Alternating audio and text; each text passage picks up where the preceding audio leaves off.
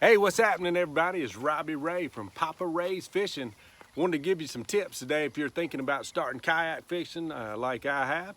I've been doing it for about a year now. Hopefully I'm gonna be able to help you not make some of the same mistakes I did. Let's figure out what's important, things you're gonna need. Number one, most important thing, I did this before I even bought my kayak. I bought my PFD, personal flotation device. This one happens to be a Chinook. Anyway, the main thing, you're gonna be wearing this if you're gonna follow the rules and be safe. I fish by myself a lot. They say not to do that, but that's what I do. Anyway, you need to make sure this thing fits comfortably. You're gonna be sitting in a kayak seat, standing up some, but mostly sitting down. I gotta be able to move around and cast. I gotta be able to get to my stuff. Make sure this thing fits right. Make sure it's comfortable. It might save your life one day. What if you say, well, Robbie, I can swim, I don't need that. Well, I can swim too, but guess what? What if I lose my balance, fall out of my kayak, hit my head on a rock or something? Bam, ha, no little Robbie no more.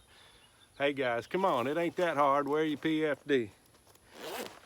Hey, number two, if you're gonna be paddling, go ahead and I would suggest spend your money on the good paddle. The first thing I got was this new canoe paddle.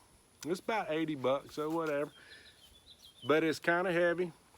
Now it is good if you're gonna be using it pushing off rocks and things like that, but hey, guess what I did? I didn't like that paddle that much, so I ended up buying other paddles. So you can end up spending a lot of money to find the right one. My suggestion, go ahead and spend the money on the really good paddle. Best one you can afford at least. Now this Bending Branches one, where the other one's only about $80, this one's over probably $300. But light as a feather, I can paddle for hours and hours and hours and hours. I got my measurements. I can adjust the length of this thing if you're taller, shorter, depending on my conditions, which all of them got little measurements for your fishing stuff. But hey, if you can, get the good paddle. It'll be worth it, especially if you're gonna be fishing and wind, a little bit of current, stuff like that. It'll wear you out now, I ain't gonna lie, it will wear you out. When you stop paddling, if that wind's blowing and there's current, guess what? I'm losing ground, so definitely get the good paddle. Hey, I almost forgot, another thing, especially if you're gonna be fishing by yourself, PFD, safety whistle. What if I get out there, I get stuck, current gets me down the river. They turn the doggone water on sometime. You can look at that schedule all you want. Guess what? Out there fishing, doing everything you thought you was gonna do, catching fish. Here goes the siren. Whew. Dam release, water open.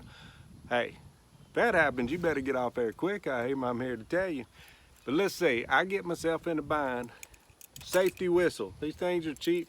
I didn't know if I'd ever need it, but you never know. Let somebody hear you know where you are. Some other things that I want to have easy access to, especially if you fish with braided line. Scissors, look at here. Lanyard, scissors, easy access. You got to be able to cut you know, you can't just use fingernail clippers on that braided line apparently. Hey, guess what? I use mono line too. So, bam, clippers, whistle, scissors, ready to go. Ready to go. Another good investment might be one of these parking poles. Something else seems kind of expensive. I think this thing was like 115 bucks, but hey, it's like 8 foot long. I can use it for all kind of stuff. I can use it if I get in shallow water, like pushing myself out of rocks. It's got a pointy end and then kind of a little handle paddle end. So if I'm standing up in the kayak, I can actually use that little flat end and kind of paddle just a little bit. Or I can use this as a push pole if I'm in kind of flat, shallow water.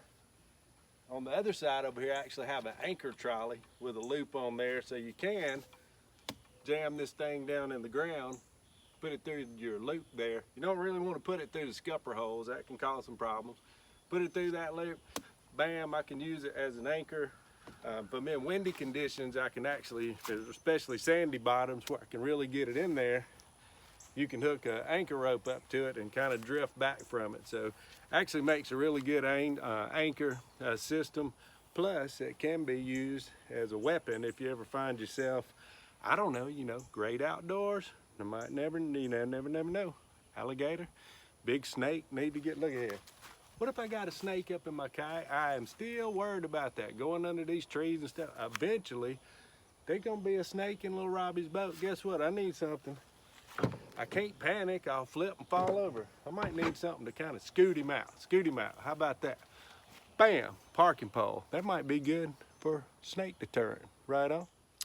Hey, another tip. Now, I doggone sure wish I would have learned this earlier. Guess what? If you do not want to lose it, you got to tie it down or you got to float it. Hey, go on out there and buy you some pool noodles and cut them up. Look here, get you a little paracord or whatever. For example, these little fish grabbers. Guess how many pair of these on the bottom before I figured out I needed it to float or tie it down? More than one, I tell you. Look, tie that on there. Or, hey, another thing. Oh boy, this is one of my favorite tools. I think Cuda makes these. These little snips, scissor. Look at here. Tie that sucker on there. Now, when I get in my kayak, I actually tie it down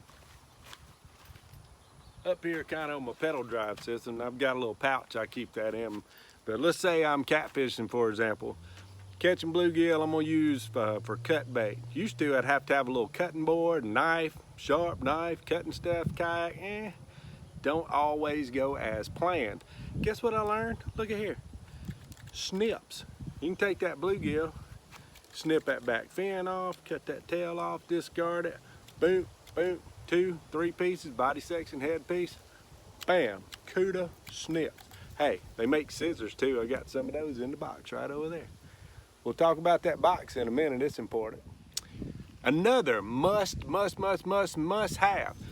What happens if you actually catch a big fish? You know what? I was at doggone Lee County Lake. You know how many times I fished at Lee County Lake and didn't catch nothing? I'm talking about nothing. Hey, one day out there, boom, slam shady, paddle tail, boom, big largemouth. Guess what? I got that joker all the way up to the boat. He looked at me like 3 times. Whew, come on. You know why? I did not have a net. Get you a net. Hey, and this is the one, I promise you. I got different ones.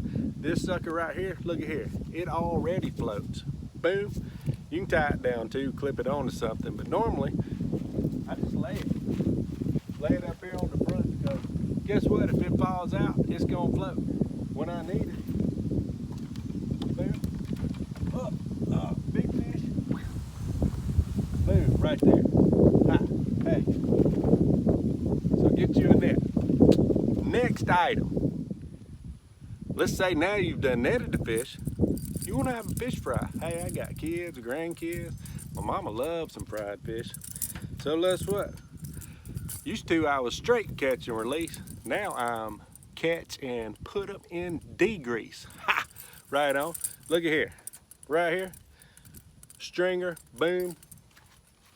There's little places on your seat. You can just clip it on. Right there. Fish dragging, ain't going nowhere. Hey,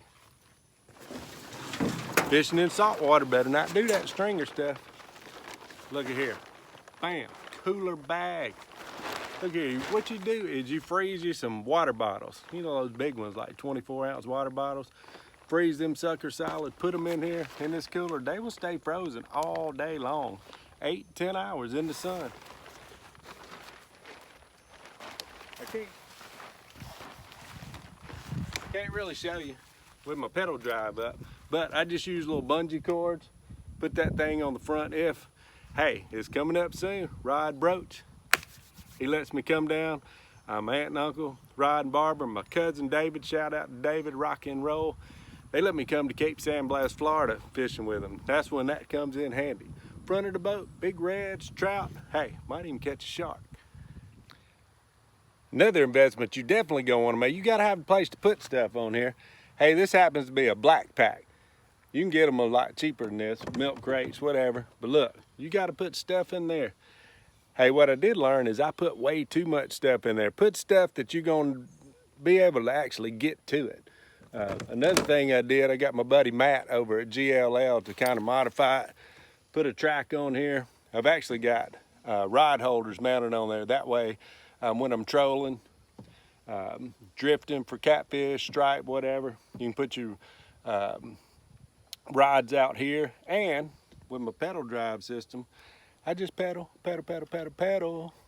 Hey, it's kind of like with a trolling motor, except you get some exercise. Guess what? I done lost about 20 pounds pedaling this thing. Weight loss tip. Weight loss tip. Hey, when you're sitting in the kayak, you got to be able to get to stuff. So be thinking about that, whichever way you can turn the best. Got these rod holders in the back. Easy access, I can switch what I'm doing. Got rod holders in the front. But anyway, make sure you can get to your stuff. Put it in good places. Guess what? Sometimes you got to stand up in the kayak to pee. Balance, balance, balance. You know what I learned about that? Wear loose fitting shorts. You know what you can do then? Okay, I'm balanced. I'm balanced. Guess what you can do? You can just kind of pull your shorts up. Hey, that is a pro tip right there. I'm telling you, because you got to keep your balance when you're peeing out of the kayak. Especially when that water's cold. Especially when that water's cold. Loose shorts. Pro tip. Hey, I almost forgot. Do not forget your pliers. There's going to be times, obviously, we do some catch and release quite a bit as well. They don't all go in the grease. Catch and release, you don't want to injure the fish, so when you do get those hook sets, make sure you can get the hook out. I've got multiple sets of pliers in there just in case. Hey, once in a while, you get a doggone hook in you, and these pliers come in handy. Hey, treble hooks, be careful, be careful. Third trip out on the kayak, bam, treble hook, right in the leg I'm talking about. Luckily, had my trusty pliers, was able to get it out. Hey, be careful with treble hooks. Okay, so now you're all rigged up and ready to go. Next step is strategy. Make a plan. When you're like me and you think you gotta have one of everything, you got 20 fishing rods, different tackle, you got live bait, you got soft plastics, you got doggone topwater stuff. Hey, I know you want to take it all. This ain't a bass boat. Used to, I had 10 rods rigged up. You can't really do that on a kayak. It makes it heavy, it's awkward. Man, I am talking about you ain't never seen getting some stuff tangled up as you have in a kayak. That thing gets wind blowing, twirling, you got a fish fighting. You got 7 rods back there. Man, it's gonna look like Chinese arithmetic. Them jokers being tied everything in a knot. So, hey, get a plan together. Decide what you're gonna fish for. Catfish, bass, brim, stripe, whatever it is. Hey, I'm still working on this. I hadn't quite learned it either, but I'm trying to limit my number of rods. I'm thinking 3 is a great number. Most time I take 4, but 3 just in case. Hey, come up with a plan. You'll enjoy your day more. Almost forgot. Hey, do not get out there. Hey, if you're gonna rig you up a kayak like this, get out there and get after, start fishing. Don't be a gooberhead, get out there and not have a fishing license. Go get, if you fish in Georgia, Alabama, where you at, go get your fishing license. Hey, you got to represent people. Kayak fishermen of the nation, USA. Hey, we buy a fishing license. Hey, if you learned something today, shoot me a like and subscribe to my channel. Rock and roll, thank you. Well, there you have it. Tips from Robbie at Papa Ray's Fishing. Now, nothing else left to do. You know, people. Hey, get out there. Have some fun. Smile. Let's go fishing. Bam.